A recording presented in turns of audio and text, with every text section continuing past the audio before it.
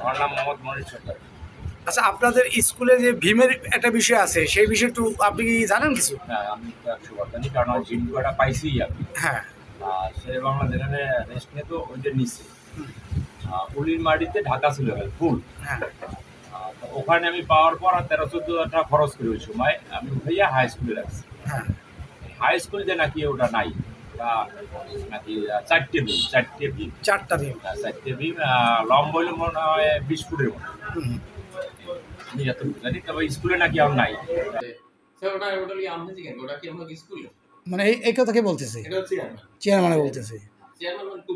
হ্যাঁ, তাহলে স্যার ওই ভীম ছিল। আমি মনে তো বলছিলাম তোমার তুই এরপর অনেক সিরিজ পাইছে এবং ছিল আবার টুকু ছিল না আবার কেজি পেয়েছিল, এর মধ্যে ব্যাপকভাবে তো এক সময় আনুমানিক ক বছর আগে এটা?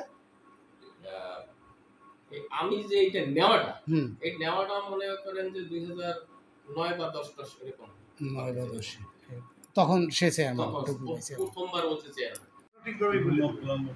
গোলাম মোর্শেদ। স্যার, এখানকার যে ভীম রাখা ছিল সেই ভীমের ব্যাপারে আপনি কিছু জানেন? না, আমি তেমন কিছু জানি না, যেহেতু এটা আমার কার্যকালের আগের ব্যাপার। হ্যাঁ। আর এই ভীম স্কুলে নাই, ভীম সম্বন্ধে আমার এখন বর্তমানে তো নাই। না। কিন্তু ওই যে ওই ভীমের ব্যাপারে আপনার অফিসিয়ালভাবে কোনো রেজলিউশন পাইছেন? না। আপনি কোনো রেজলিউশন পান নাই? কিভাবে গেছে আপনি সেটাও জানেন না? আগের যে স্যার ছিল জিয়াউর রহমান না জিয়া স্যারে, সে আপনাকে কিছু এই ব্যাপারে বলে নাই? ওই বলছে যে ভীম ছিল নিয়ে গেছে। কে নিছে সেটা জানেন? না, আমি এটা আপনাকে বলে না যে কে নিছে? এইটা সম্বন্ধে সবাই মানে নেছে এক ব্যক্তির নাম তো শুনছেন, সে কে নেছে?